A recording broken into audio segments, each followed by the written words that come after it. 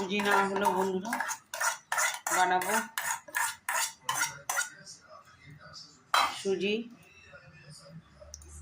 সাথে বেসন,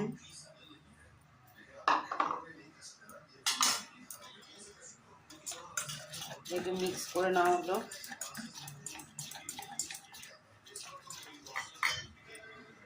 আচ্ছা জিনিসের জন্য নাও একটু জল দিয়ে পাতলা করে, এটা একদম গাঢ় হয়ে গেছিলো। ভেতরে পেঁয়াজ আর লঙ্কা, আমি লঙ্কা অল্প দিচ্ছি কারণ আমি ঝালটা একটু কম খাই। পেঁয়াজ আর লঙ্কাটা মিশিয়ে দিলাম। আপনারা আপনাদের ইচ্ছা মতন দিতে পারবেন, যারা ঝাল বেশি খায় তারা বেশি লঙ্কা দিতে পারবে।